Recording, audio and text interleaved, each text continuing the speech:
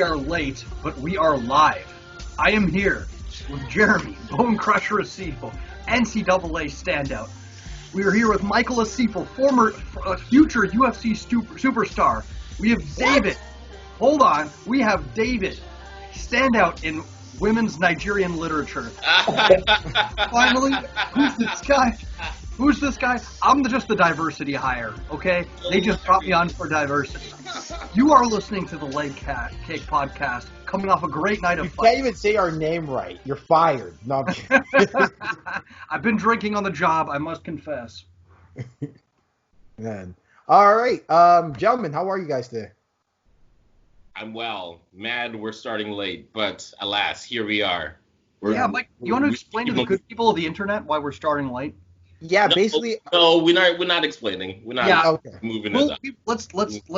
Let's not talk about the Mongolian sex slaves in their basement. Let's just get straight into the news. We do love the people of Mongolia. You can talk about your basement on your other podcast, man, but on this podcast, we don't talk about that thing. We love the good we don't people do of them things. Mongolia. Okay. All right. Let's see. Let's get into the news before anything. Wow, I didn't even segue that properly. But first thing on the docket, if anyone cares, 16 of the 302 NBA players that are going to Basketball Island, a.k.a. Disneyland, have tested positive for COVID-19. Yeah, that's a thing. So that's interesting. Honestly, the NBA shouldn't even. No, I shouldn't say that. But I don't think the NBA will even disclose that information. Like, they won't.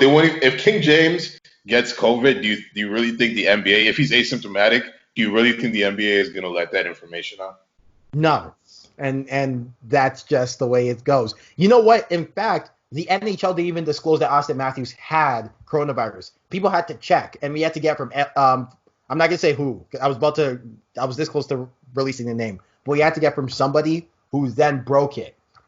So yeah, if the NHL isn't gonna disclose about Austin Matthews, for damn sure the NBA is not gonna disclose about LeBron James. The NBA's already disclosed about Rudy Gobert and everybody else who's had coronavirus before. Yeah, when it first came out and they were virtue signaling, not now, right? Yeah, I love the NBA, but the NBA's objective is very different, and that's there's hundreds of millions of dollars, billions of dollars on the table. Let's get this thing going, you know? Yep. And you know what? That's not very, honestly, that's not what's the word? It's not a morally repugnant thing, in my opinion. It's just, the fact of the matter is, no, it's not as bad. Are you sipping on the Cabernet? I'm sipping on a fine Italian red, my friend. Only the finest. Italy, we're not just good for our beautiful podcast hosts. We're also good for our wines. Yes. Is that the blood of Christ? I had to put that in there. I'm sorry, I had to use it. Isn't that from Family Guy? Is my blood. That is funny. Drink from it. That is funny. Right. My thing is that other sports have also been have also done similar tests for way larger larger pools of players and have found similar, if not more, positive tests at the rates as the NBA, and they just ran that stuff anyway. They just separated those guys and just went on as usual. And over time, with repeated testing, usually the number of cases goes down to the point where, we're still a month away from the start. They're just doing, this is it's almost like a media cycle. And they do initial tests, find out a bunch of players are positive, and then before you know it, in a couple of weeks, they'll be like, oh, look, only one or two people have it. And then they'll be playing basketball like nothing ever happened. Yeah. They did it for soccer. They did it for the UFC. Yeah, definitely with a team sport, the amount of people you're testing, though, makes it there's a bit of a hurdle to get over with the enlarged coaching staff, the teams, Man. But do I think it's unmanageable? Not necessarily. We'll have to see, though. Yeah, especially now that we know more about COVID than we did, let's say 3 months ago. I think there's a way for the NBA, which is probably the richest league, second richest league in the world, to figure this out. Moving on. Speaking of sports leagues, baseball is going to start up again. They're reporting to camp July 1st, and that is amid a bunch of ugly labor negotiations, and they also had to go through this thing of multiple COVID tests, so they're going to be going through health and safety regulations as well. But the labor negotiations were extremely ugly. Does anyone care? Yes, no, maybe. It's just a thing. Okay. Wait, here's my question. Does anyone care about baseball at all? Why would you? My question is, why would you even put this on the? Yeah, I have. Boo! Boo! I didn't even say anything. I wanted you to leave it on there just so we could boo you on the podcast. Hey, let's everyone just boo Mike at once. Boo! Boo! Mike, what's next? Professional. Honestly, I was about to be like, do I even care? Before he said, does anyone even care? Hilarious. This week in golf news. I just put sports news there, please. Oh man. Anyway, I cry myself to sleep every night but Sunday. The only time I care about baseball is if the Blue Jays are in the playoffs, which is never. So. Even if. Hey, but did you guys hear about the big horse race? Oh yeah, Belmont Stakes. No, I was just saying other sports that nobody cares about. Okay. Oh, okay. That is next piece of news. That is really funny, man. Let's move on. I've got so many follow-up jokes. Before we move on, I wanted to talk about this Netflix series I started watching, Home Game. It's all about interesting sports. Shouts out to my home country, Scotland, with the cable toss. What was it called? Yeah, caber toss. And also the hammer throw. But there's also really cool stuff in the Philippines. There's free diving, which I found pretty cool. I'm watching one about guys in Kyrgyzstan and they're playing cock baru, which is basically water. Wait, hold on. It's called cock baru, and basically it's like a polo with horses. But instead of a ball, they use a goat. So it's super litty. They use the what? A dead goat. Before, they used to use a live wolf, which I'm guessing didn't necessarily pass the modern safety protocol, so they switched it out with a dead goat. Jesus Christ, that must be the most metal sport I've heard of in my entire life. Oh yeah, we're just gonna pass around a dead freaking goat or a live wolf that's gonna mull your face off. It's interesting you see that. Take the live rabid wolf. Stefano, you might like this one because the first episode was Calcio Stirocchi from Florence, Italy. Hold on. Dude, you literally the entire country of Italy just cringed with your pronunciation. Yes. Dude, yes. I did not. When you were saying that, I'm like, Stirocchi. No. Stirocchi. Listen, calcio storico. It's calcio storico. Basically, what it is, it's soccer combined with MMA. So people are playing soccer and basically just fighting. It's a brawl. Stefano, do you think those guys can fight? To an extent, I don't think they're the most, technical fighters, but they've certainly got guts. Yeah, man. Shouts out that, man. It looked really... There was a Ghanaian dude on it. It was nuts. Check it out. It's a really fun Netflix series. Just do me a favor, David, and please never try and pronounce Calcio Storico again. Calcio Storico with some tagliatelle. You gotta add the hand gestures. Guys, now I know how you feel. Now I know how you feel when I do the Ghanaian impression. Ghanaian impression, man. For our podcast sake, do not do the Ghanaian impression. Okay. What are you talking about? Stefano to get What are canceled. you talking about? I don't want to They had one spot in Ghana, which was telling Michael to make his bedroom. Make your bed, Michael. I don't know how to pronounce it, but I'm trying to give Calcio Storico some props because I found it Storico. Oh my God, get over it. This is why you can't even pronounce. You can't even say the sport. That's what, man. Nobody except people from Florence are allowed to play the sport, let alone I'm not even allowed to say it. No, I get it, Italy. I get it. Talk about bar for entry, eh? Yeah, really. But shouts out to the Ghanaian dude, man. He was putting it on that other dude. Anyway, what's our other topic? All right. In other heavy news, this is probably something MMA fans kind of like, despite the fact that it has nothing to do with MMA. But amid the Chris D'Elia allegations, where, if they're true, he's a scumbag, and we're not going to get into that. Well, I guess it's focused around that, but a lot of D'Elia's friends, which include Joe Rogan, are starting to be exposed for past transgressions, so to speak. And the one that I want to focus on in particular has to do with Joe Rogan, and that is with a podcast episode. I don't know if it was Joe Rogan Experience or something else, but it was Jerry. It was Jerry specifically. Okay, so one of the old ones where it's in his house. Yeah.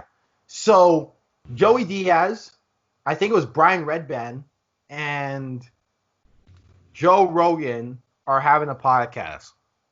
Joey Diaz is known to say some outlandish stuff. He's an exaggerator. He makes jokes about his life and his story, and he mentions a clip in which he talks about the best way to describe it is he basically forced women to suck his dingling, or they're not going. No, you're gonna have to bleep that out. Say that again. I'm saying okay, hold on. Mike's not representing it. Suck his dingling, okay? Mike's not representing it correctly. He didn't force them. He leveraged them through. He pressured them into it, saying, "Hey, if you want to perform, you've got to perform fellatio upon this dog." There we go. I like suck his dingling. Say it like that. Don't do that. Fellatiate. You're grown. I don't know why, but dingling makes me tickle. That's that word tickles me. Die. All right. Listen. I'm 25, but I'm 5 at heart. I like dingling. Dingling makes me laugh. We're gonna stick with dingling, okay? But yeah, no, he was leveraging his fame and influence to tell young women that if, basically he told them, hey, if you want to perform at this open mic night, you gotta suck this dingling, And apparently to him it was about 20 women, to which Joe Rogan laughed, and so now Joe Rogan's in a bit of the hot seat now. So that's a news thing. What's your thoughts? I'll start with, actually, whoever wants to start, you start. Go ahead.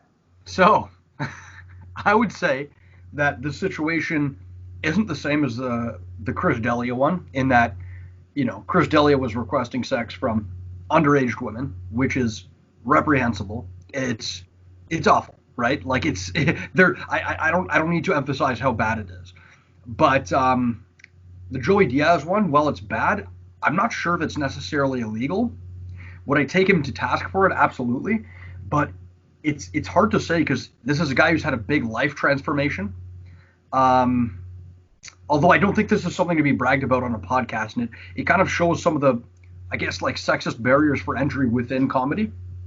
But yeah, I don't know, man. Definitely a scummy thing. Hey, let's turn it over to our resident feminist, David. Hilarious. I'm going to give a good blanket statement, which can pretty much cover all of feminist theory if you think about it. Men are trash. So, yeah. Men are trash in all forms and shapes, and we don't even realize that we're trash. Oh my God, so, David, yeah. Just stop. There you are mansplaining to him, okay? Let him. No, but it's okay. It's okay. But anyway, men are trash, and it's a terrible thing. Do you know the trash part? The even more, I guess, messed up part about it is that when we talked about it in pre-prod, is that when we recalled what happened, I thought it was actually a pretty funny thing to say. Even though I think it's completely wrong, and I think it's reprehensible, and I think it's terrible, blah, blah, blah. Yeah, I thought the Joey Diaz thing was just... I thought it was funny, and then I got called out, obviously, by my significant other. But you know what? It goes to show that even though you might think something is funny, or Even though I don't even know whether he's, it's a joke or whether he actually did it. I don't know. Who knows?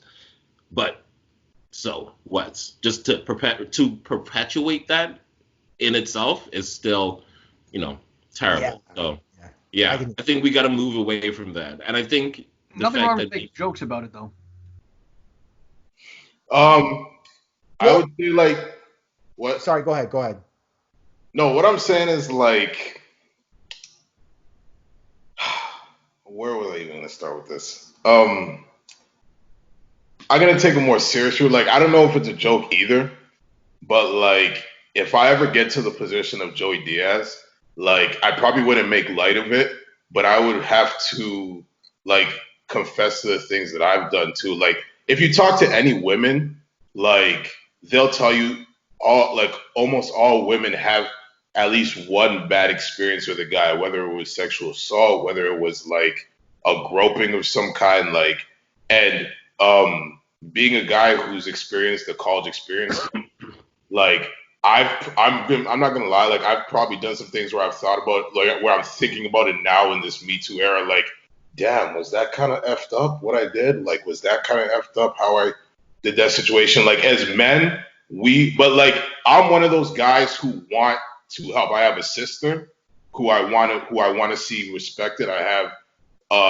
have female cousins who I want to see respected. I have a mother who, like, these are people who I want to see do well in life. So it's like, I want to help, but when I tell you my own shortcomings, my own faults, don't step on me. Don't like try and cancel me or whatever, like you're trying to do Joe Rogan. Like, yeah, he laughed. That was his friend, like, sure. But at the end of the day, like, we're men. Like, we need to be a part of the conversation too, to understand where we fit in this whole thing. Because, like, I was listening to the Flagrant 2 podcast, which is hosted by Andrew Schultz and Akash Singh.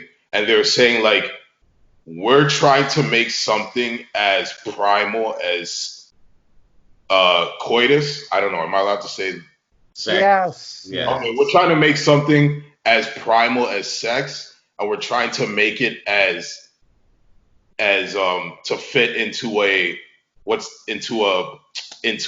we're trying to make it not primal. You know what I mean? Like, we're trying to make it like this, like, and it's like, you need to have a dialogue that includes both men and women if you want to see get better. Like, I'm sorry.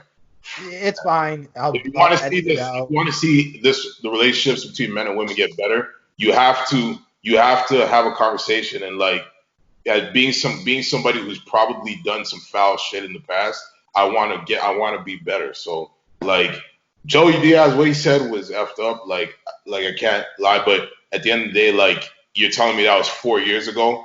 4 years ago, these conversations weren't that. Years ago. Look, it was 8 years ago.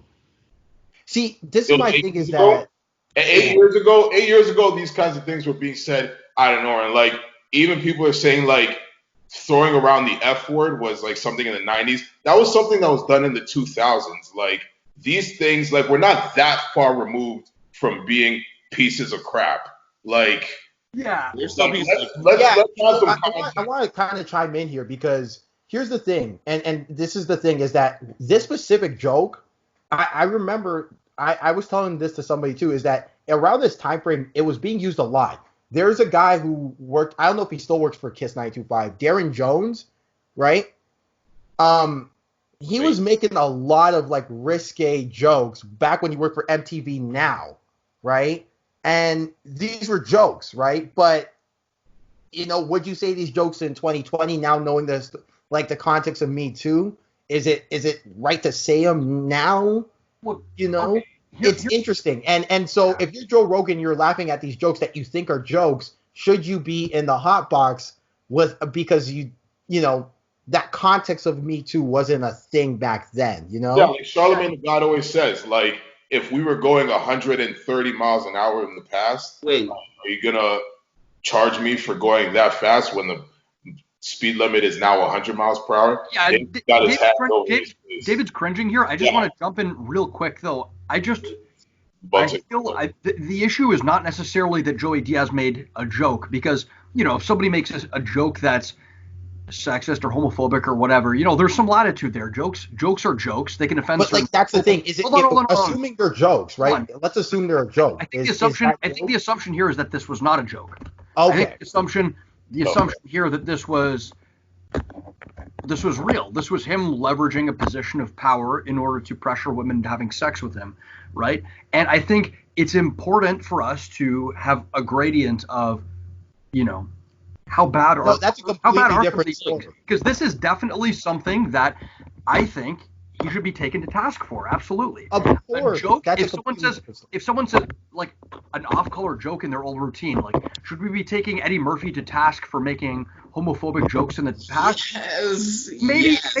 No, I don't. Okay, I don't think we should take the man to task. I think we should, accept that these things, it's no longer acceptable to, victimize people as humor necessarily. But at the same time, like, if we try and run through the past with a fine-tooth comb, we're going to find a lot of stuff that's unacceptable across the board, right? Cultural sensibilities are constantly changing. Where I draw the line is when people are actually victimizing other people, like Joey Diaz was, right?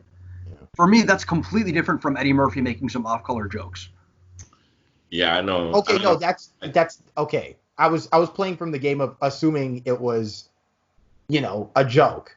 But if it's not a joke, then yeah, like I'm definitely with you. Like that is, even for 2012 standards, I think we can all agree that is messed up, right? So, yeah. I took her into the back room, Joe Rogan, and then do you know what I did? I said, if you want to get up on stage, you're gonna have to suck my picholine. Hilarious. That was pretty good. Yeah. Not bad. But like, okay. Italian accents. Wait, was that Cuban? Joey Diaz? That was Joey Diaz. No, that's New York. That's more like a New Yorker kind of thing going on. Jersey? Oh, man. But I think, but I guess to tie it to MMA, should Joe Rogan be... What? No, like, let me ask, should Joe Rogan be, not canceled, but should he be taken to task for laughing at that joke? I don't think so. Okay. I think I don't know, man. If it's a joke, then no. Like I think people should be allowed to make all kinds of dark and offensive humor and not be taken to task for it, because humor is a way of making light of very serious situations. But I think he should be taken to task in a sense, not because it's a joke, but because this guy was like, hey, I pulled a Harvey Weinstein, and Joe Rogan's like, haha, isn't that funny? It's like it's not. If it was just a joke and he didn't actually do that, then whatever. But for me, this was like him, essentially bragging about him leveraging position of power for sex. Yeah, no, that's my thing. Leveraging power for sex is always wrong. So yeah, I don't care what gender it is, it's always wrong. Yeah. The issue is that we live in a society where men have more power more often than not. So it's usually men who leverage that power. The problem with Andrew Schultz saying something as dumb and surface level as, oh, it's such a primal thing and we're trying to but Andrew Schultz always does that. That's his thing. That's such a dumb opinion, with all due respect to Andrew Schultz, because like, and not to act like I'm smarter than anybody, but like, come on, man, like how many other primal instincts, murder, like theft, stealing, how many other primal instincts have we like drained away from us? Man, come on. Now, hold on. We gotta think better. Yeah, to counter your point of view, though, I do think that we should be able to make jokes about murder and theft. Look, right? And that's where I agree with you. That because I think speech is one thing and action is another. Mm-hmm. So if you said something, you should face a certain set of ramifications. I'm not, judge, jury, and executioner, so I don't get to make those rules and say what should happen. But you should. I do believe you should face something.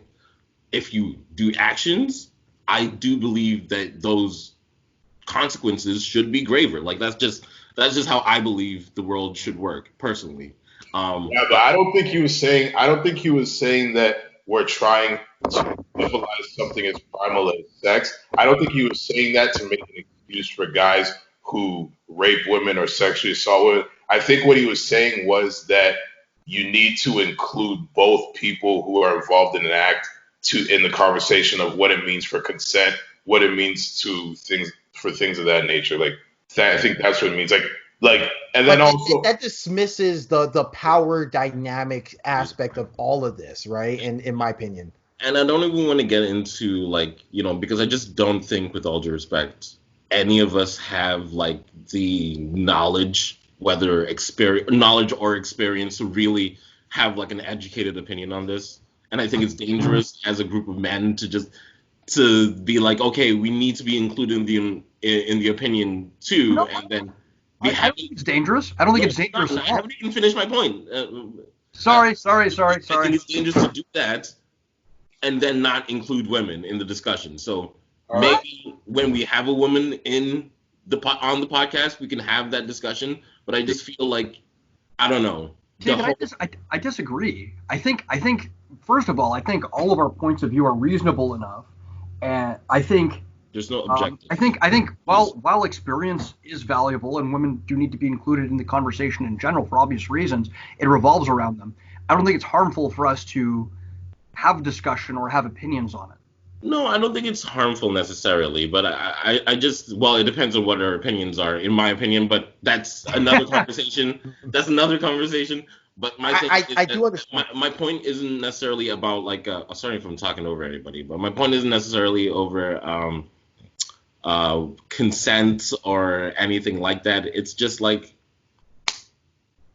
I don't know, like, I feel like, I get what you're saying. Like Dave Chappelle's joke of, like, who the bleep cares about what Ja Rule thinks, right? That whole idea of, like, let the people who are most knowledgeable about this topic be the forward thinkers of that topic, almost, in a way, right?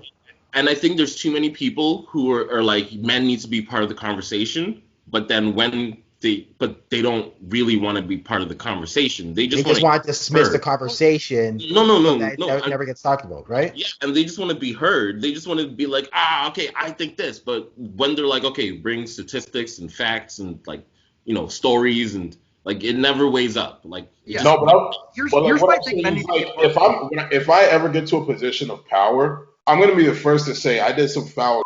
But does that mean I should lose my career or my job or, like, my? But Jeremy, this isn't foul. This is true. Christian podcast. Whoa. I know we've gone past the point now. I'm gonna be beeping out things for, like, 8 hours tomorrow. But go on. Here's my thing. This isn't foul stuff. Like, look, having a bad experience with a woman because maybe you said a line at, like, a club is not the same as using your power and influence to force a woman or leverage a woman into, that's where I agree. Yeah. Right.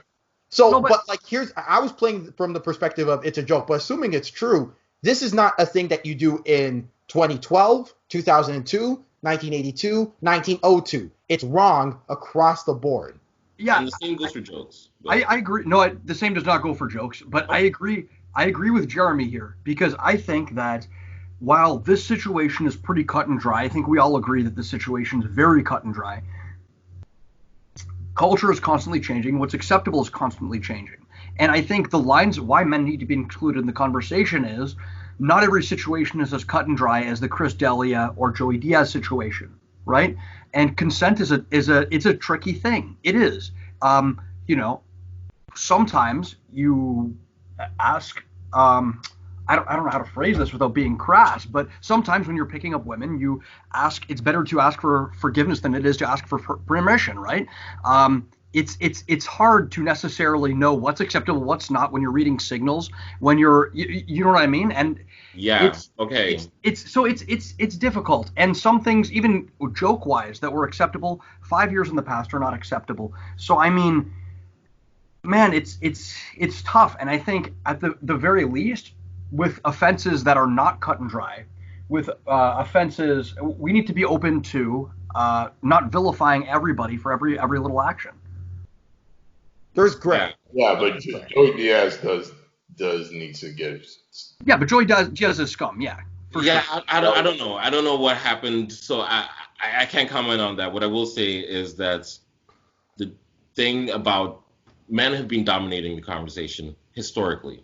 Not only have we determined what rights women were able to have in terms of property, in terms of land, in terms of everything, but in terms of voting, in terms of whether they could open a bank account, in terms of, when they could marry, what age they could be considered independent, men have always dominated that conversation. So now that we've reached 5 years of Me Too, not even, and just it's almost like people forget like the historical context. Anyway, I'm not giving a feminist rant, but what I will. Should we pivot to MMA now? Because let's get I'll say this. I'll end on this. It's the same thing, because it's just like yeah. No, I hear David's point, and I think we all made some valid points when it comes to this. And we barely talked about if Joe Rogan should be canceled, but we gave it a thing. Rogan. Shouts out Joe Rogan, man. We've all laughed at offensive jokes. Yeah, that's why my whole thing is that. I don't think there's anything wrong with it. Laughing at offensive jokes. I really don't. As long as you're not saying it for the sake of hurting people. You know what I mean? And you understand, like, I've made some terrible jokes in my day, but, that doesn't mean... I said an awful thing yesterday. Yeah, if I make a joke about murder, it doesn't mean that I condone murder or that I'm insensitive to the action, right? Wait, so you don't condone murdering all of our podcast listeners' families? Is that what you're trying to say? Oh, I didn't say that. I consider them subhuman. It's not. Okay. Just making sure. I was like, whoa, what's going on here? Listen, if you don't subscribe to our podcast and inform your family, and you will be put down like the dogs that you are. I mean, where else are you gonna get both threats to your family and critical feminist theory? I mean, think about it. The range. Man, I'll end it on this though. Not one female, at least to my knowledge, has come forward on Joey Diaz yet. You know why that is, Michael? Yeah. Do you know why that is? Why is that? Because they had a good old time when they were sucking my kazooch, okay? All right. they got this isn't helping. This isn't helping. All right. What's the next? Okay, MMA. So Fight Night, UFC Fight Night Vegas 4 took place. That's what they call it now. Vegas 1, 2, 3, 4 took place, and first fight. I just want to talk about. We'll get to Mike Perry, and I'll have a lot of jokes for that later. But wow, fight of the year candidate. Oh, what a fight! Look, I said it last week. We MMA fans have a recency bias where every fight, but honestly, in my view, I don't think we're necessarily incorrect, because if you took the top 10 fights of the year and lined them up side by side, how do you pick? It's preference at that point, right? And I thought this fight had everything that we wanted. Mike, I disagree still that Mike was saying throughout the week that Hooker has a speed disadvantage. I disagree. I thought he was doing phenomenal work. Boxing landed at a 76. Poirier landed at a 76% clip. Yeah, man. There's so many. You know why that is? Because he was striking out of clinches. He did that phenomenal. Not necessarily. Come on. He was also striking in the open too. It wasn't. No, I know. But his volume came right out of the clinch with those beautiful elbows. Paul Felder in Dan Hooker's last fight. I don't even think Hooker won that fight, by the way, but whatever. I would agree. Whatever. But Paul Felder landed at some insane number like 62%. You know what I'm saying? This guy, I don't know, maybe it's not a speed issue, but definitely there is a defensive issue with Dan Hooker. There is definitely a defense issue. No. I wouldn't go that far. His last 4 guys. If we have to put. No, go ahead. No, bro. Were you gonna bring up stats? No, I'm not gonna bring up stats. I'm just saying in 3 of his last 4 fights, he's been getting lit up like a Christmas tree, and this is a problem. If you're Eugene Bareman, you have to sit him down and be like, listen, you can't keep taking this damage. Sure, I agree. Can I tell you what I saw? Because personally, I agree. I think the fault of Hooker taking this damage was that he conceded to the wrong ranges with Poirier. I thought I could see what his game plan and his intentions were coming into that fight. He was trying to counter that shoulder roll by going to the body and then back upstairs with that left hook. I thought that was magic, right? But he just stuck around too long in boxing range. And to Poirier's credit, he kept throwing that open side body kick, which is a nice new tool to his arsenal.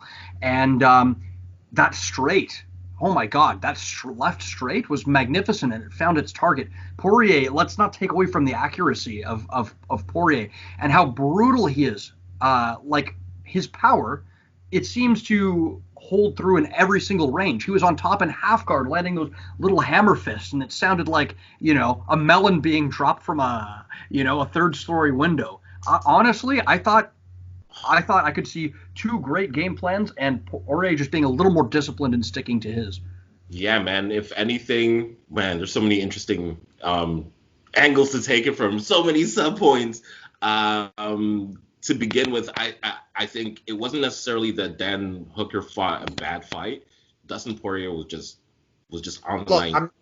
I'm not saying he fought a bad fight. I just want to make that clear. No. And I don't think like he was like, defensively reckless or anything like that.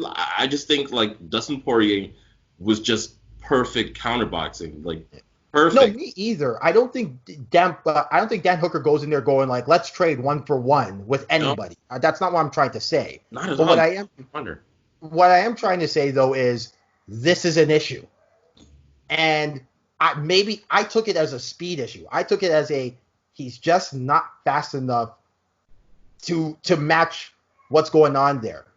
I could be wrong. Yeah. I could be wrong. I wouldn't say as sound as Dustin Poirier was, Dan Hooker still had a chance to win that fight. That's what I'm saying. With the takedowns that he had and like maybe for I really like how he went to the body on Dustin Poirier a lot. I really like that's how you attack a shoulder roll, man. That's how you go after a fighter that likes to shoulder roll. You go for the body, and then once their hands drop, you come back upstairs. That cross was money. But you know what? Poirier, to his credit, did not take the bait on that, and he just kept going. He was like, "Okay, you get body, I get head, and we'll see who wins." Right? So to that. But sorry, Jeremy, go ahead. I cut you off like 8 times there. I can't remember. The power differential to me was on full display in this fight. You see, that's the thing. I wouldn't even necessarily say like there was, in my opinion, like a huge discrepancy in power. But what was clear to me is just, number one, how good Dustin Poirier is, and by extension, how good Khabib must be. Because like when Dustin Poirier has fought everybody but Khabib, that's how the fight goes. Like you think these guys are gonna walk him down, and it's gonna be he almost like matches the power of, like, if I'm not mistaken, what's his name? McGregor? No, not McGregor. Holloway? The guy who just fought. Oh my God. Holloway. Not Holloway. Hooker. If I'm not mistaken, Hooker is a better kickboxer and a better technical stand-up fighter. Not necessarily. I think so. Even his kickboxing fights, it looked very brawly, like he. I think they have very different approaches to the game, but I would say they're both very technical fighters. I think Poirier might not appear as his kicks aren't as pretty as Hooker's by any stretch of the imagination, but I think the science of his boxing is like, it's well documented. I think he does beautiful things ugly. That's the best way. Like I heard that from Jack Slack. He put it like he does beautiful things ugly. I would say one thing that kind of he reminds me of like a Phillip Rivers type quarterback where it's like he's got the game figured out. It's just that he needs that like twitch or like that little thing that gives him an intangible or like it's like he's got the game figured out because you see that like he can compete. I'm talking about Dan Hooker. He can compete with like top tier guys, but it's just like there's something about him. I don't know if speed is the issue, but there is something about him that makes him defensively susceptible to, I don't know. Discipline and ranges, man. I'm telling you, he stuck around way too long in the pocket and in the clinch with Poirier. And Poirier is he's dangerous there, man. Yeah. He's dangerous. Yeah. If you trade shot for shot with Poirier, it will not. He's usually gonna get 3, and you're out the back door while you're. I 100% agree, and I guess that's kind of Hooker's brand is like he's a little bit of a wild man. He doesn't mind like throwing down, doesn't mind brawling. But yeah, I felt like for this fight, he was like significantly taller than Dan Hooker. Sorry, that was significantly taller than Dustin Poirier. So maybe he could have, and he's a seasoned kickboxer, so it was It was surprising when he didn't use his like range a little better. And but he didn't use it against Paul Felder. He didn't use it against Edson Barboza. That's not what you want to do. Like that's Edson the problem. Yeah, you don't want to fight. If Edson Barboza fights anyone in the world in that way, he's going to beat them, including Anthony Pettis. Yeah. So, so I guess the point I'm trying to make is that it's not an exclusive to Dustin Poirier issue. Like, and even but it's not. I don't think it's an issue in Dan Hooker either, because I think he's still a top of the food chain fighter. I just think it's on toughness, it's on grit, and it's on like just the ability. I really do think so. Like, what? Yeah. Okay, you know how this always this huge debate of skill versus will. No. Listen. You I'm really not saying think he's more of a will fighter than a skill fighter? David, I'd say that they're not mutually exclusive. I can say that you can have both. Of course. I feel like, in my opinion, that because for whatever reason Hooker has been unable to keep opponents at range where he's best, beating up the inside leg and boxing from long range, he's been forced to lean on that toughness a little bit, right? I would classify him more of a skill fighter like an Adesanya. I actually think they do a lot of similar things. Some things are different, but they do a lot of similar things, obviously coming from the same gym. But yeah, no, I will agree with that against the tougher opponents that perhaps he has to lean more on kind of like a... But even at featherweight, this isn't like, even when he was at featherweight, like he was getting lit up a lot too, right? So Well, he's had a bit of a reformation. He's had a bit of a reformation since then. He has. In fairness, he has. But I just think that... As had Poirier. Look, and here's the deal. Here's the deal, right? While he does do a lot of things that Adesanya does, and quite frankly, Volkanovski does too, Adesanya's defense is much better. So what's going on? That's what I'm trying to explain. What is going on? I thought, honestly, I'm willing to concede it's not a speed issue anymore. I'm willing. But it's something, and they got to figure it out. And my question is, do they figure out at the detriment of maybe him losing another fight down the road that they fix this long term for him to go on another run? I genuinely believe Dan Hooker is going to be lightweight champion one day. I genuinely believe that because I just think like he's too skilled and like he's still so young that like if he keeps progressing, he's 30. So he's still got 5-6 years at the top. No, I know, but like by the time Habib, listen, this is a division with Habib is gone in a couple of years. Okay, but then and Justin Gaethje, Ferguson. So is Gaethje. He says he's got 2 fights in him. So is Poirier. How old is Poirier? 31. 31. He just had a hip surgery. With all due respect, even though he just won. Like in 5 years, is Dustin Poirier going to be fighting? I will. Okay. Speaking of which, I will say one thing about. I agree with David largely that I do think Dan Hooker's ceiling is still high despite this defeat, and I do think he does have the tools to be a champion. We'll see how he stacks up against the rest of the lightweight top 10 because I don't. Oliveira's there coming, man, and I know Gregor Gillespie got knocked out by Kevin Lee, but Gregor Gillespie I still think can fight. So Kevin Lee versus Dan Hooker is a nice fight. See that fight for Dan Hooker. I don't want to see that. I want to see Oliveira versus Hooker because I like Hooker's chances in that one. Look, I'll say one thing. One thing that worried me in this fight that I saw Poirier do, which was a defensive liability that he showed in the Khabib fight.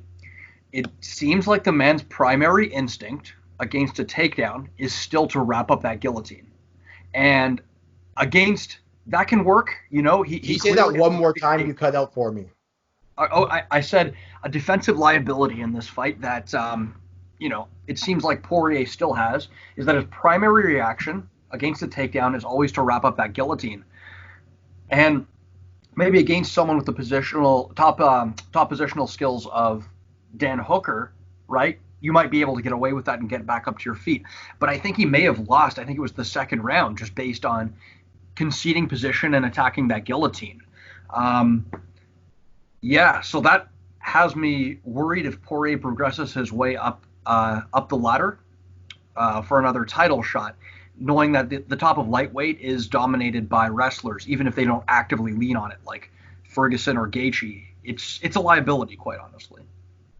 And Ferguson's a black belt in 10 Planet Jiu-Jitsu, so it's not like you're gonna get Ferguson with a guillotine, So, that is a fair criticism. I thought it was a great fight, man. And I actually thought it was even going into the last round, weirdly enough, which is why maybe I'm being so defensive about the Dan Hooker. I can see that. Smack. Yeah. No, I hear that too. I hear that too. It wasn't a smackdown. That's the thing. I just think he got, kind of like Adesanya versus Gastelum, I feel, and you guys would know this better than I do. Sometimes you get drawn into a dogfight and, Yeah, no, it happens. No matter how technical you are, sometimes, it is all about that grit. And Dustin Poirier showed that he had that grit last night. And I think he won that last round easy peasy. So, shouts out to him. Now I'm with you. Sometimes you're just in a dogfight. Like, I can attest to it. Sometimes you're just like, let's bang, and it is what it is. Right, you got to do what you got to do, and you pull it out. But I do think, though, landing at a 76% clip is ridiculous. That's ridiculous. Okay, guys, before we get into any other fights, like the meme fight that happened on the card. Oh my God! Before we get into the meme fight, do you mind if I talk a little bit about my boy Maurice Greene? Oh my goodness! Because I've been following this guy's career for a while now. I was pretty excited for him coming into the UFC. He comes from Glory initially. A lot of people don't know that. Yeah, former Glory striker. So you look back in his career in Glory, and I watched some of his old fights, and I'm like, man, this guy's not going to transition well to MMA. He's a big man who doesn't know how to fight like a big man. He's going into switch stances and closing the range and smothering himself. Like that's a disaster. A wrestler is going to change levels on you if you start throwing just switch cross after switch cross until you're, chest to chest with your opponent. I think this is the best version of Maurice Greene I've seen. He came out. What? Listen. Hold on. There is. Let me finish.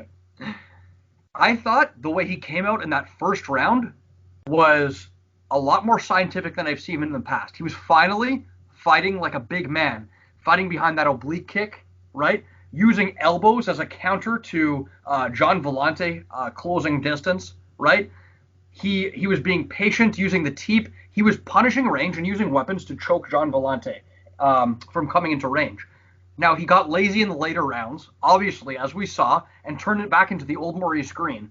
But if anything, this fight gives me a little bit of optimism for where the man's ceiling was going to be, because I was ready to write him off as a Stefan Struve, a tall man that never learns how to fight like a tall man.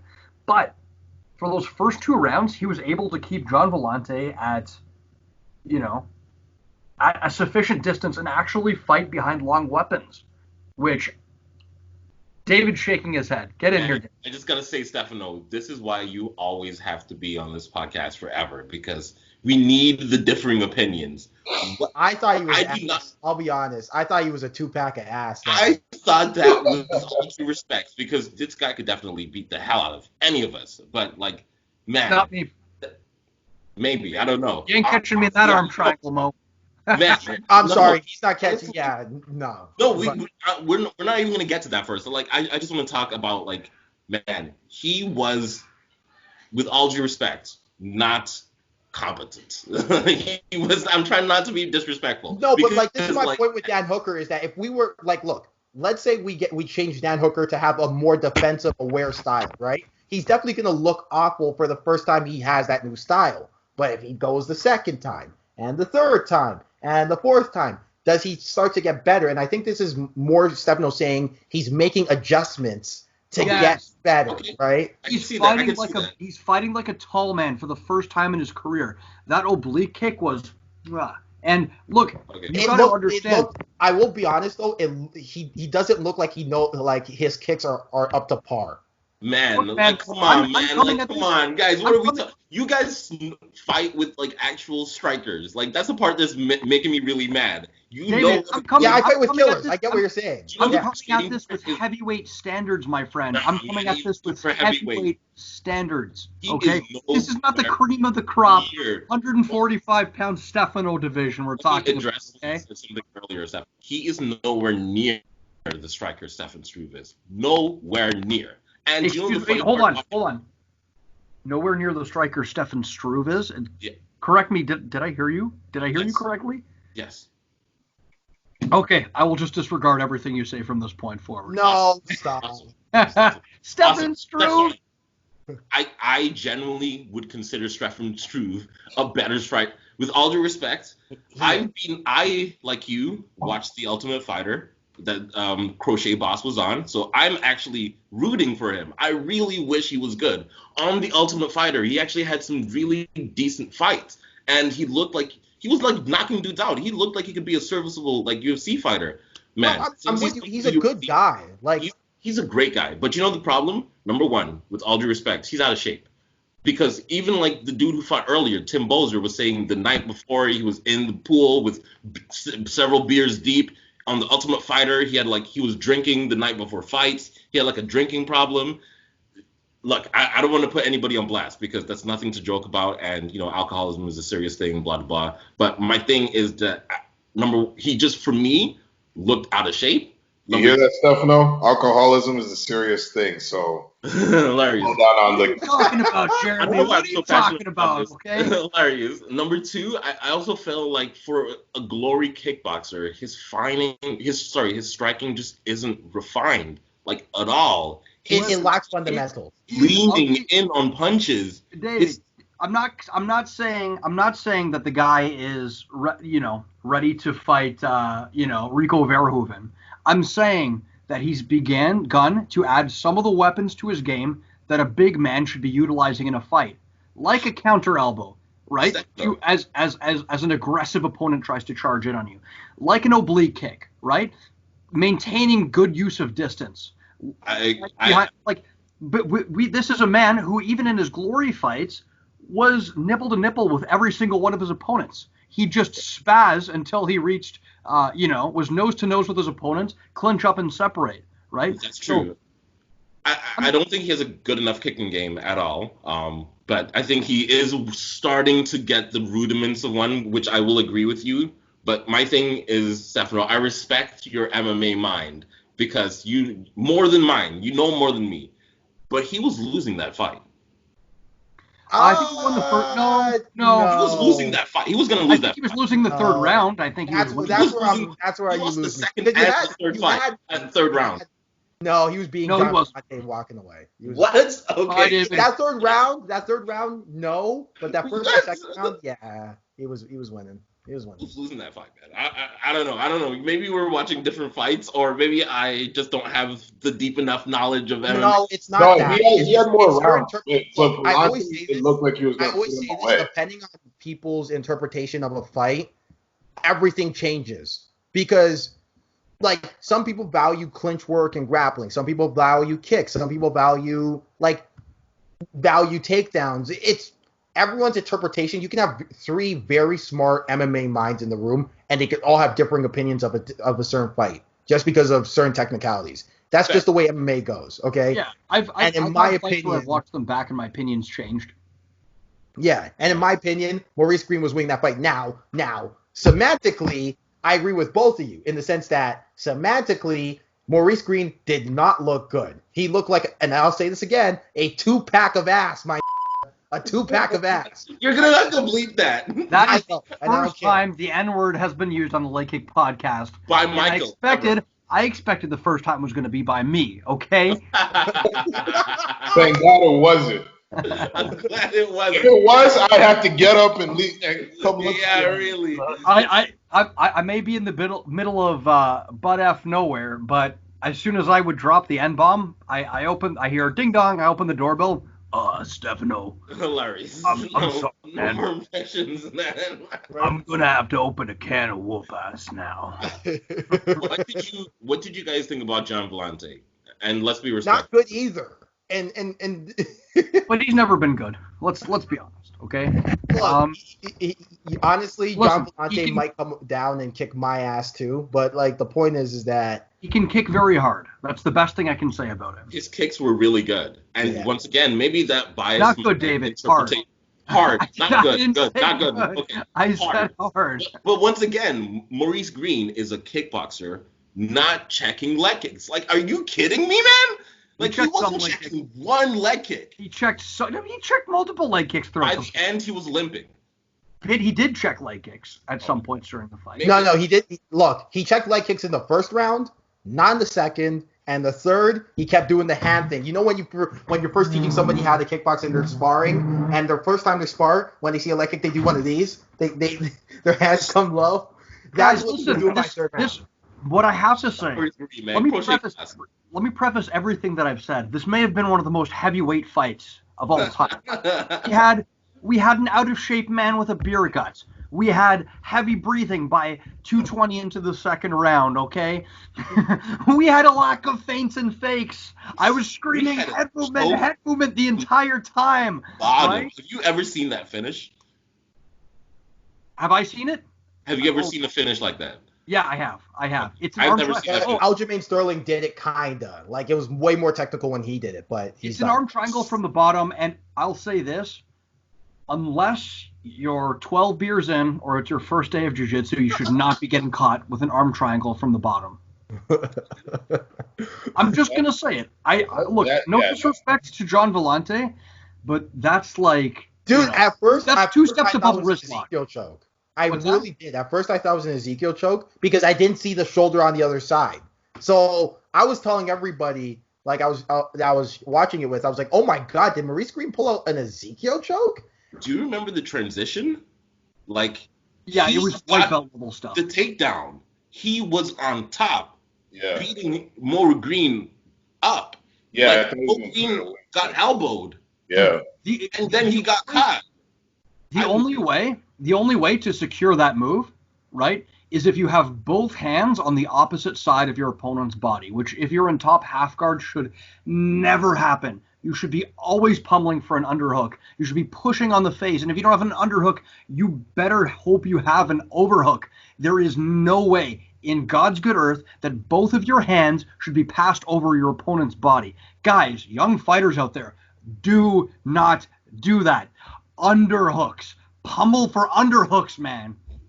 Man, I will say, though, if you do posture up, I've seen guys beat me with the underhook when I posture up to try to lay in some punishment. So that is a thing that does happen. And then what do you do? What do you do after that? I fish for an overhook or an underhook on the other side. Yeah, no, he's right. Yeah, no, I get it. You should not be doing that. I can't wait to start doing Brazilian Jiu-Jitsu so I can get tapped and then, John Vellante can laugh at me. But until then, I've never seen anything like that. And it really looked, because I can imagine me in that same position getting the exact same thing done to me. Like, I would go and try and grip somebody in a street fight or whatever, and they would just grip me from the bottom, and I just wouldn't be able to. You know what's my go-to bully move for white belts? My go-to bully move for white belts when I want to show them hey, you need to learn more is you ever heard the label lock? So omoplata crossface or omoplata. Yeah. I do that all the time. That's the move. That's the one where you're like, hey man, there's levels to this game and I want you to know it. Yeah, that's the you have a lot to learn, young one. Hey, Mike, ask me what mine is. What's yours? Banana split. I hit that one time on one of my students actually, and I was like, I told him too. I actively told him, I'm like, hey, I'm only gonna hit you with a banana split or a twister. Right? We'll talk about who it is. And I got it. I was like... I already know, my man. I already know. Hey, for those of you out there who are unaware, the banana split is essentially, it's a groin ripper, right? Like you're stretching it's from the back and you're stretching the person's groin. You're spreading those legs open like they're doing a shoot for Playboy. It's just, it's not a great move to be caught with. Yeah. I get it from half guard though, so that's where it's kind of, I don't like doing it from turtle. From half guard, they call that it's slightly different move. They call that the electric chair. Yeah, no, it's that's the thing. I use it as an electric chair setup, and then after I get back, and then anyway, technicality. Wow. Are we gonna talk about the greatest corner man of all time? Yeah. Yes. Corner woman, you sexist pig. Yeah, really. Hashtag cancel Mike. Hashtag cancel Mike. Listen. Mike is canceled. My Mount Rushmore for cornermen / corner women goes as follows: Faraz Sahabi, Matt Hume, Trevor Whitman, and Latory Gonzalez. All right? Don't let anyone tell you different. Don't at me. All right? And if you say differently, I will come to your door and fight you. Latory Gonzalez is a top 5 corner woman of all time. Okay? She's definitely better than Joshua Fabia. I'll give you, like, I don't care what anyone says. All right? She's statistically the greatest cornerman / corner woman of all time. You can put her up against anybody. All right? 100% win rate. 100%. Okay? And did you see her with the ice? Did you see Sage? A Sage with the ice bag. Okay? There it is.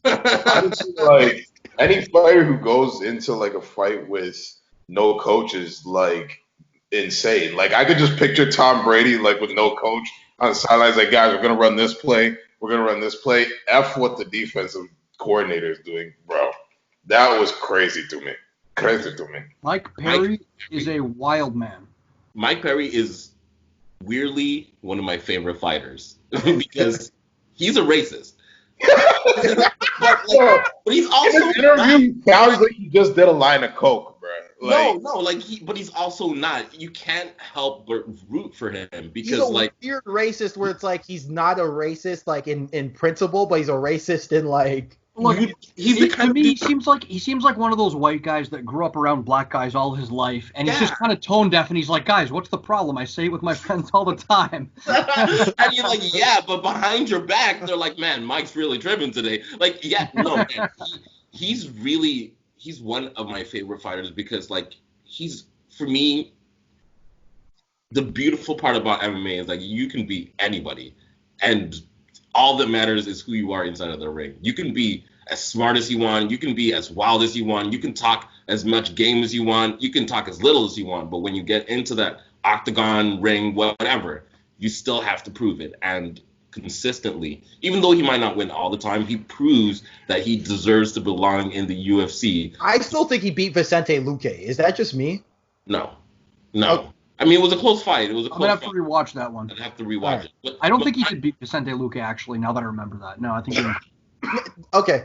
I'll have to rewatch it. But what was crazy about it, like, if you even listen to his, like, post-fight speech where he's talking about taxes, like, this is not a man you want running for president. But in the same way, like, I want him to be my president because his performance last night, man, he put it on Mickey Gall. Okay. Apparently, like, a good fighter. Let me ask you guys a question. Wait, did you say Mickey Gall is a good fighter? Apparently, a good fighter. fighter. You've just been rescinded from this podcast. Apparently. He is... Okay. Mike? What are you going to say, Stefano? Sorry. Mike, no, I was going to say, if Mickey Gall was in, let's say... King of the Cage. He's a good fighter. If Mickey Gall was in Prospect Fighting Championships, I think a lot of people would think he's the next one up, right? He's in this weird limbo where he's good enough to be in the UFC, but like once he's in the UFC, who is he gonna fight where you can say convincingly Mickey Gall's got that W, right? And that's kind of where Mickey Gall's in. He's in this weird limbo where he's definitely good enough to be, in any other league. Like, I would even say one championship would be lucky to have him. But once you get to UFC, that's the best in the world, So it's weird. Yeah, here's the problem. I agree with you. The UFC wants to use him for publicity because he's got that rub since he beat CM Punk, right? He's walking off that CM Punk fame. At the same time, a young talent like a Mickey Gall or a Sage Northcutt deserves time to be in development, or a Chase Hooper. We were talking about this the other week.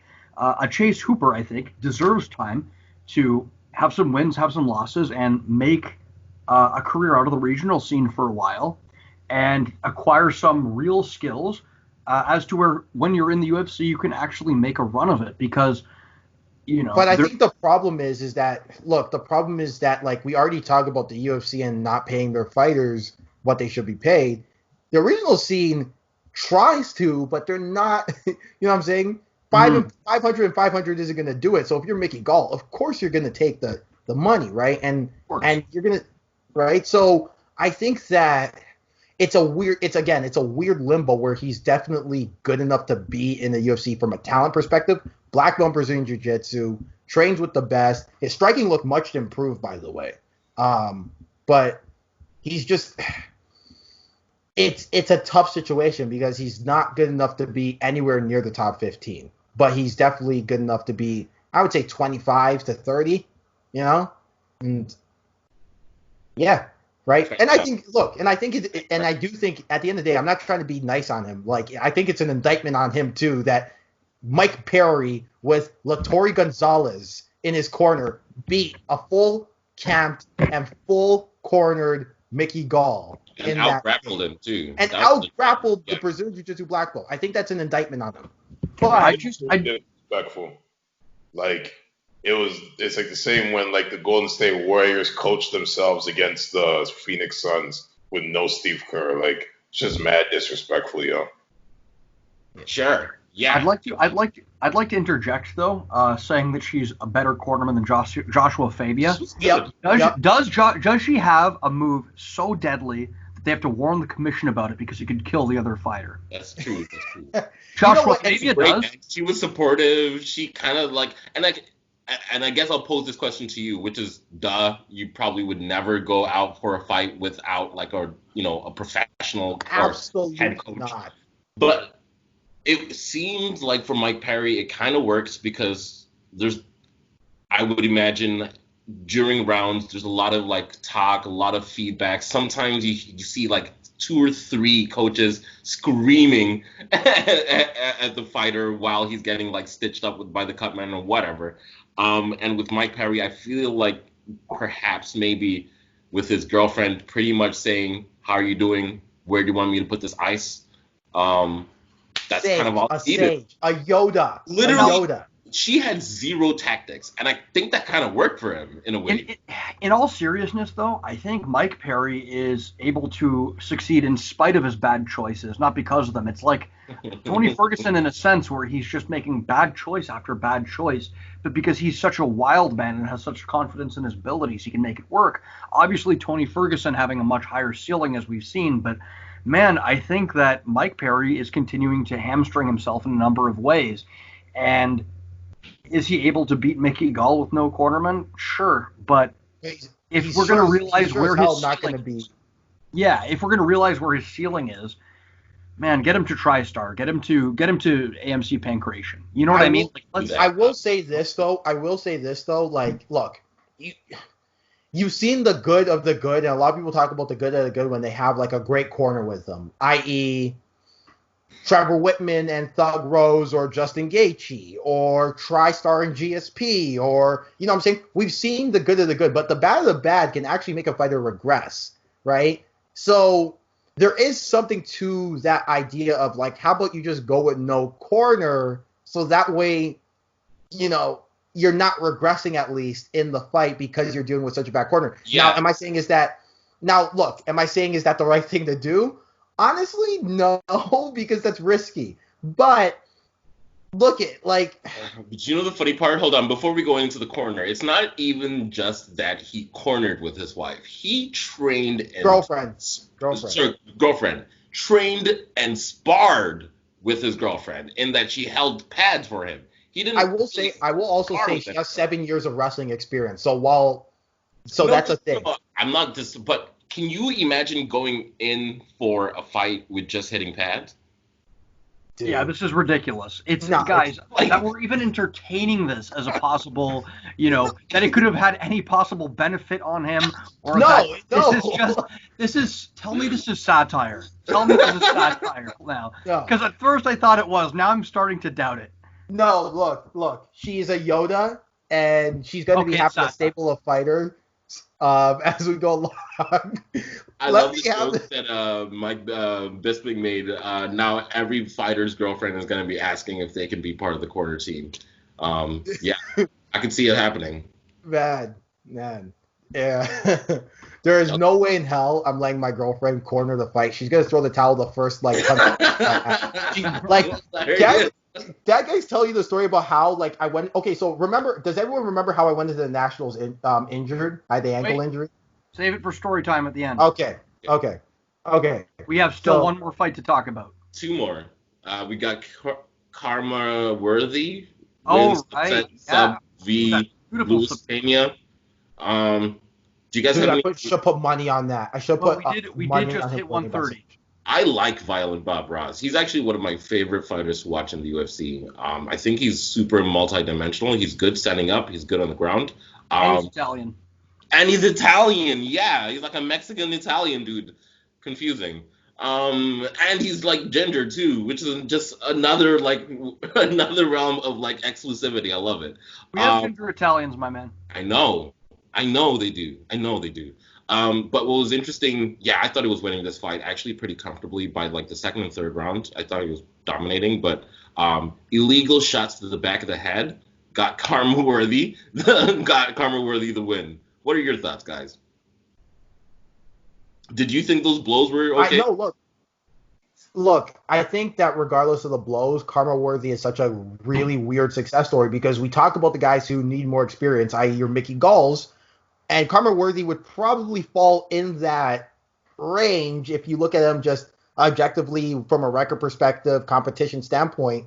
But sometimes pressure creates diamonds. Weird pun for Dustin Poirier, but and Karma Worthy, I think, is one of those guys where pressure created diamonds. And, back in the day, there was a guy named Sokaju who was kind of like that too, where we thought, when you're under pressure, you create diamonds. And I think that's what's going on with Karma Worthy a bit is that, look, Luis Pena is not a ranked top 15 fighter, but at the same time, he's a tough test. He's no joke. And for him to, this is 2 straight upsets now where he's coming in there and beating really good guys. So I'm really impressed. I think, to be honest, first of all, with Sokaju, sometimes you just want to sit back and soak it in, as Mike Goldberg said. Sokaju a bit different in that it was a different time in MMA, right? Without the level of sophistication of technique, and also Sokaju, the freak amongst freaks. Yeah. A man who may not have realized his potential, but at the same time was able to knock out 2 of the best fighters in the world at the time, out of nowhere, essentially. So, I don't know. All I'll say is that I was so impressed by the guillotine. I thought that was gorgeous. Marcellotine, my favorite. Went down, put in the guard on Luis Pena of all people too.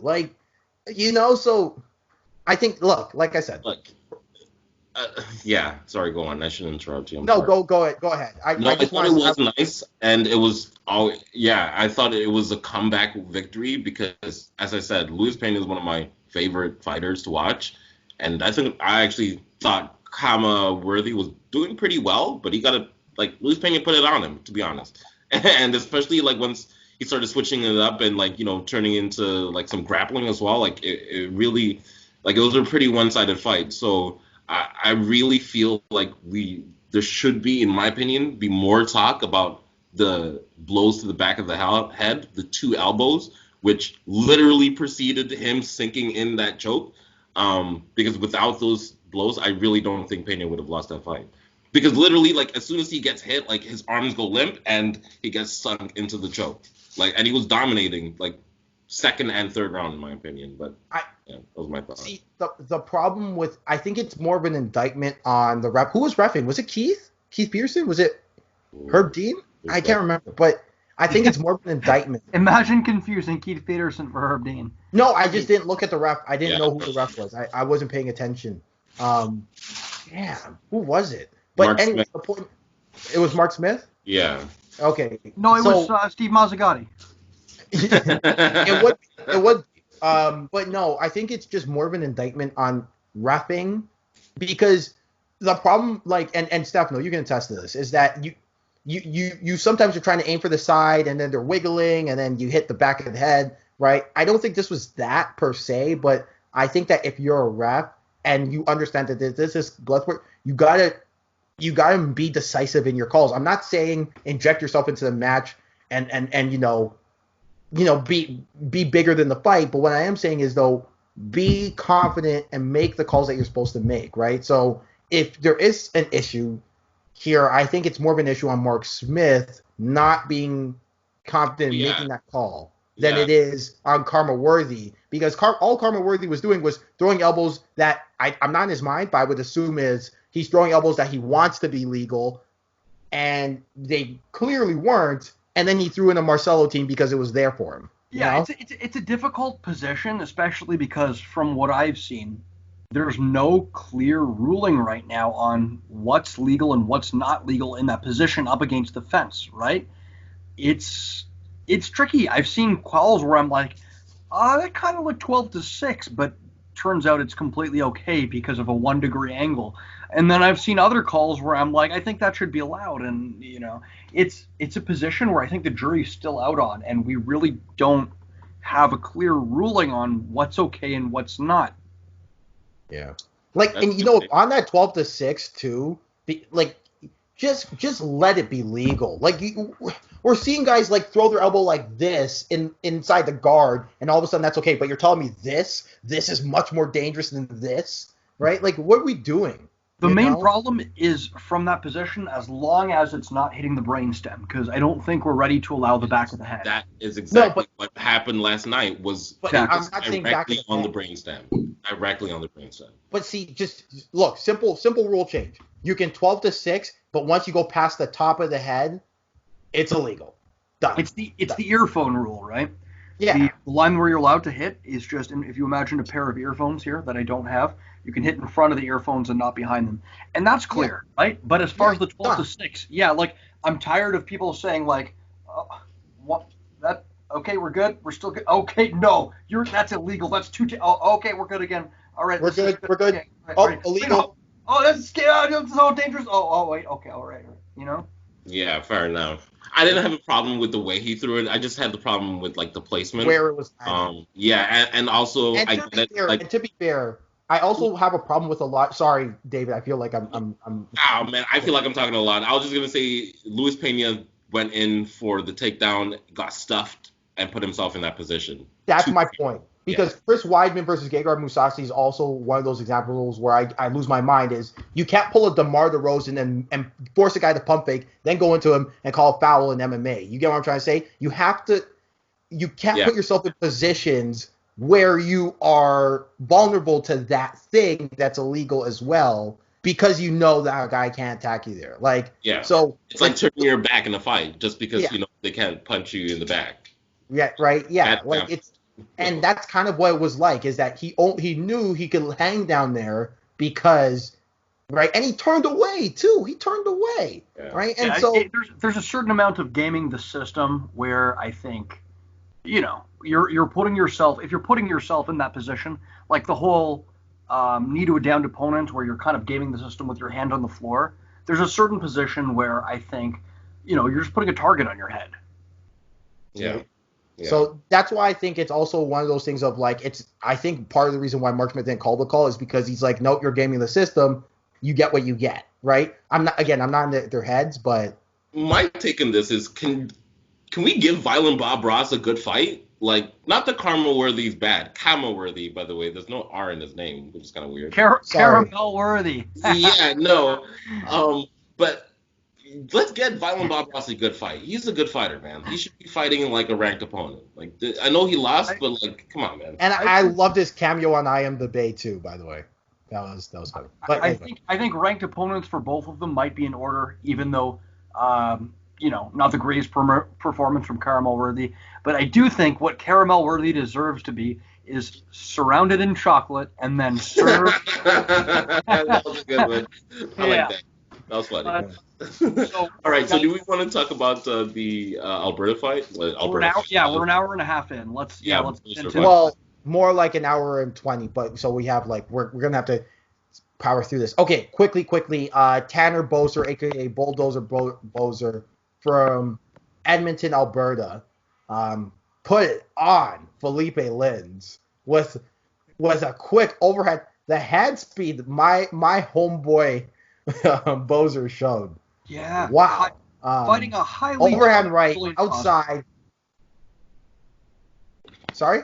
Oh, I was just going to say, fighting a highly touted Brazilian prospect who won the World Series of Fighting title and just came off a win from Andrei Arlovski. Man, that's how you fight someone who has a boxing advantage. You stay outside of boxing range and only commit to closing the distance when you want to. Yeah. Man, and yeah. No, for me, once again, another Canadian dude who just reminds me of just one of those hockey bros you do not want to mess with because he had the nasty mullet out there. But shouts out him, man. He really put it on that dude. And also, big boy, 6'3" or 6'2", like 230 or something like that. He's a Those big. are small heavyweights, David. I know. That's the funny part. So imagine if he like actually cut to like light heavyweight, like he could be a real problem. Like, but at the same time, Stipe's like, when was the last time Stipe fought? His weight was at 225. Like, it seems like if you're in around that 225 to 240 range, that's where you want to be. And unless you're there's an argument. Yeah, there's an argument to be made for being a smaller heavyweight and having mobility on your side, as opposed to dropping down to light heavyweight and having to face possibly some more technical opponents if we're quite honest. If you can do it as a smaller heavyweight, I think it's maybe the smarter solution. Sure, especially if you're trying to get your feet into the division and UFC offers you a fight and it's in heavyweight, then you're gonna take it. So no shame on it. But he's 28. He looks strong. He's like tall. Okay, he's 6'2", but not like tall for the division. But in terms of he didn't, even though with all due respect, perhaps he could cut down to the division below. He didn't look like gassed or anything, although it was like a round. So I thought he looked pretty good. So shouts out to Tim Bozer. Yeah. It looks like the Canadians are doing really well. I'll say this: both of their physiques looked at least 3.5 times better than John Vellante. Yeah. And really not like Felipe Lins is doing.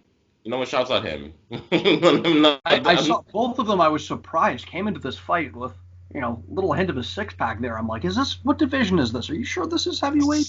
What is going on here? You do realize at 230 I still have my abs. Like, it's not impossible. No, I know, but my expectations for heavyweight are just so low, especially amidst a quarantine.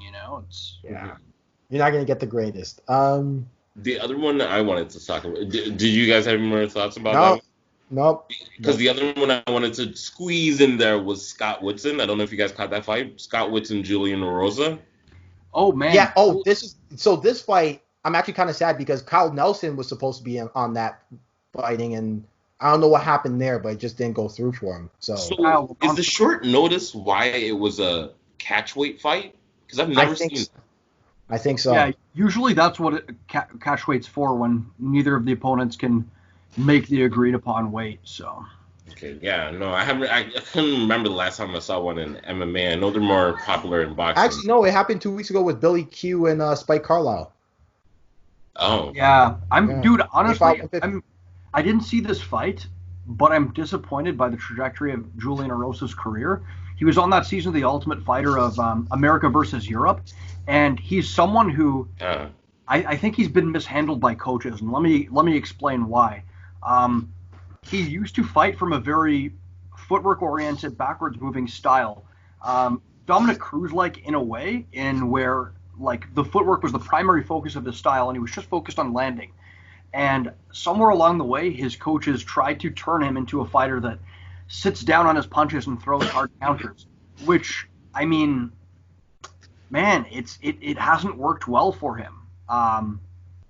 It really hasn't. I don't think he has the power to support that kind of a style, and I think the technique in which he's learned to throw his punches, man, if you're throwing with that kind of technique, you better be able to get out of the way quickly. It's just I think change is not always necessarily a good thing when it comes to style, and I think he's been done dirty by whatever team of coaches he's with. I will say though, Firas Zahabi made this point too, is that it's hard to kind of tell, right? And he's very big on try it out in sparring because of that, right? He always said if Stephen Wonderboy Thompson went with let's say ATT, they could have ruined him.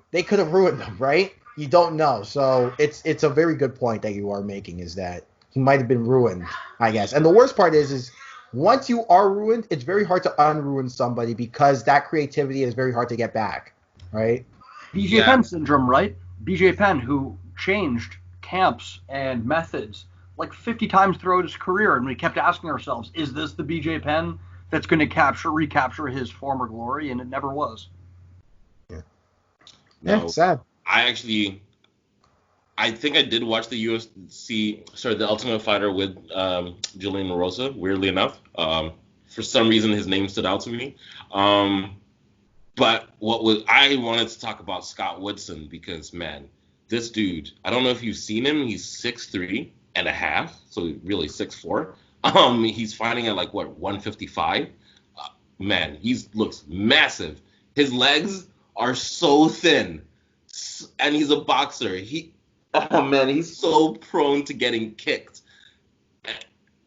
And please, sometimes people always say, "Oh man, why isn't the quality of striking good in MMA?" Or do you really think a pro boxer could come into MMA and dominate? Scott Woodson is a storied amateur boxer. It was really popular apparently. I'm glad you brought this up. I'm very glad you brought this up. During the Bruce Buffer introduction, he was bobbing and weaving. You would have thought it was the second coming of Ali. He was about to put it on him. Man, he just doesn't have the power. Look, I'm glad you brought this up because there are some. I always say this. You can the sweet science is great to incorporate, but if you have the sweet science as the thing, you're gonna be shown the door in a striking match versus somebody, right? Cody Garbrandt begs to disagree, but continue. But even Cody Garbrandt, his style is boxing suited for MMA, right? These are, there are things, there are aspects in it that you have to be very MMA boxing and boxing are very weird in how they correlate. Right? Yeah, what's clear was that Woodson is a really technical boxer, so he definitely is, in my opinion, he has some of the sweetest striking boxing I've seen in my UFC watching career ever. But man, it just didn't matter because he was getting countered, he was getting clinched. When it got to the ground, he got tied up. Hold on, did Julian Erosa win? Yeah. I didn't see this fight, so Man, you gotta watch it. You gotta watch it because it was actually pretty funny. Because I don't want to say funny because Woodson was the heavy favorite coming in. It was a short notice fight, and after the fight, Erosa was basically yeah, man, I wasn't worried about his power one bit. So even though Woodson was lining a lot of clean shots, at the end of the day, it just goes to show But that's a boxing thing because they're holding their power for the later rounds, right? So again, these are the things you got to be careful when a lot of, and I hear this from a lot of boxers where it's oh, if I was in MMA, look at the way he's striking. You got to be careful because that transition is not just as simple as, the cage and I have to sprawl every once in a while. The range is different. Everything's different. The weapons are different. Yeah, absolutely. Even leaning up against the fence is not the same. It's more of a death sentence than leaning up against the ring if you're a boxing kind of style, right? It's a different game. It's a different aspect to everything. That fight you showed me with Anderson Silva's first fight, it looked like he was really using good boxing technique. Yeah, but again, Anderson Silva's a master at 2 steps, make a decision. He goes 2 steps back and makes a decision, right? And this is the thing with a lot of boxers is they like to kind of hang themselves into the ropes, right? And I don't want to get into intricacies of boxing with 1 minute left in the podcast, but there are certain things about boxing. You can say that about Muay Thai, you can say that about wrestling, you can say that about Brazilian Jiu-Jitsu, you can say about everything that if you keep certain intricacies in there that you don't necessarily have to take out into those respective disciplines or respective combat sports, you will be shown a very, very mean awakening here in MMA. And I think Woodson kind of got that lesson the hard way versus Erosa. It's like we were talking about the other week. Like, what are you looking for if you want to become an MMA fighter? Do you want to be a specialist? Do you want to be an all-rounder? And if you're going to become a specialist and you want to fight MMA, learn, like you were saying, you got to learn those aspects of the game that are going to work for MMA. You better not be shelling up if it's boxing or Muay Thai, right? You better not be. Yeah, no, for sure. I feel like Woodson came in thinking, man, I don't know what he was thinking, because, like, yeah, it was just a really interesting fight because his striking was. I also think that.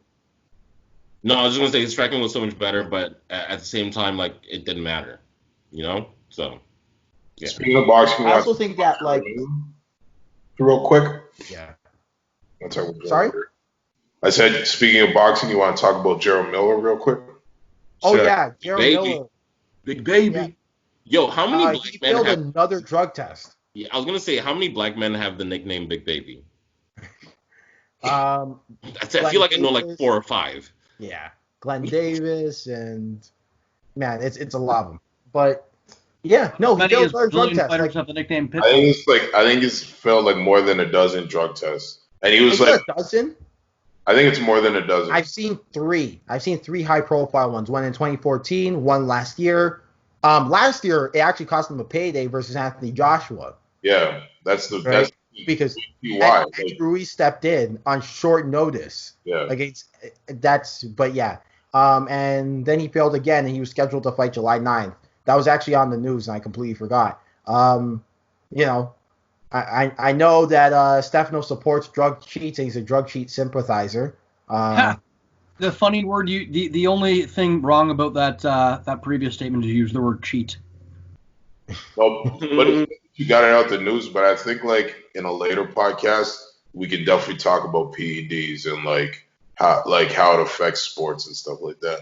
Oh yeah, I wanted to bring on our friend, the physiologist, to have a little discussion about. Oh yeah. We'll talk about that later. Okay. You think it would be fair for Mike Tyson to use testosterone when he wants? Well, see, this is the crazy thing. If you're not competing, why the hell not, right? But yeah, you guys that's a whole different issue. 50-year-old Mike Tyson. No, but I do like seeing 50-year-old Mike Tyson hit the pads every once in a while and looking like he's 25. Yeah. Do you like it, or was it just because we're all in lockdown? Okay, look, if I wasn't on lockdown and he hit it, I'd be like, oh, cool, Mike Tyson next. But I think that because we're in lockdown, it's something nice. It's cool to see him. And look, I think HGH in good doses. I think a lot of steroids in good doses are healthy for you at that age. They're good. You know what I'm saying? Yeah, they're regularly prescribed by doctors. Aging is the breaking down of the human body, right? Yeah. And anything we can do to prevent that. So I think that. Cheating. Sorry. No, look, I think what that did you say? If you're not, it's cheating. No, it's cheating if you're competing, right? But it's not. And this is why I think a lot of people really got on my case about my position on USADA, and I had to make it very clear. I'm not against steroids itself. I'm against drug abuse and cheating in competition under a preset amount of rules, right? But anyway, regardless of that, we're over. We're up against it. I don't care. Sorry, what? I know we're up against it. Yeah. Correct. Story time? Story, and then I'll threaten the good people with a leg kick, and we'll get out of here. All right. No questions? No questions. We did have one, but we'll save it for next week. It's fine. All right.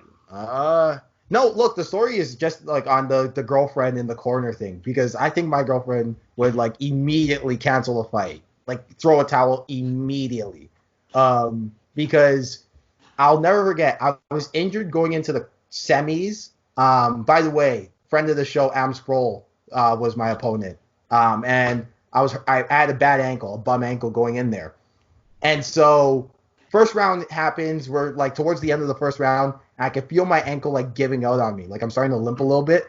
And I kicked him with that same foot just to see if it was working for me. And I fell over on it. Right? Apparently, my girlfriend wanted to, when she was watching, end the fight. She was going to stand up and say, call the fight. Right? To which I would have been like, sit your ass back down, right? the fight, Steph. Right? He's already dead. Right? When she said that, reminded me of that Rocky 4 scene where the black guy goes, throw the damn towel. Yeah. You know? Look, but it was pretty funny when she said that. I was like, you will be calling nothing and like it. You know what I'm saying? Well, hey, they you know, what can we say except they love us, but they should not be in charge of our fighting careers. No. Right? Mike Perry, come on. But Do better. amen. She's 100% in her win rate. She's the Yoda of MMA, okay? Don't get twisted. The Yoda of MMA. Yeah, man. Yeah. All right. Stop. Don't threaten the children now. Go ahead. Guys, listen. I've threatened to sick the dogs on you. Sulfuric acid. I've threatened you with Jeremy's tackle. I've threatened you with my jiu-jitsu skills. None of this seems to be working. We're getting some more subscribers. We're growing steadily, and we're happy for that. But you're not scared enough. And you know what? I know what scares you. I know what's going to make you subscribe. Guys, if you don't like, tell your friends, subscribe, place a comment down below in that comment section. We're sending David to your house, and he's going to read you his feminist slam poetry. Nothing is worse. Trust me, that is the worst threat you could possibly give. So guys, like, subscribe, tell your friends about it, or David's going to read you some feminist slam poetry that is literally going to want to make you take a Phillips screwdriver to your ear. Patriarchy as you go on my body. Man, we go. trash. Before we go, I just want to quickly mention, please go read up on this story that I just saw about a UFC cut man wearing conspiracy theory symbols. I love it so much. All right. That's Hilarious. All right. Okay. Well, in this crazy mixed up world where Stefano puts up number 1, and yeah, his beard's looking quite nice, isn't it? Look at yeah. It looks as homeless as ever. But in this crazy mixed up world where everything is going very, very wrong, and Florida is burning to the ground as we speak, remember, you got 3 things.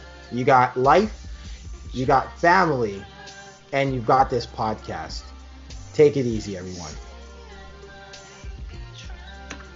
Oh, no smart ass comment from any of you guys. Oh, wonderful. Okay. Oh, I got a smart ass comment.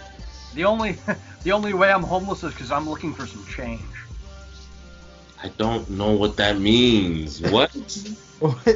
Like homeless people, they're looking for money for change, and I'm looking for change in the system. Whatever, okay? What? Bye, everyone.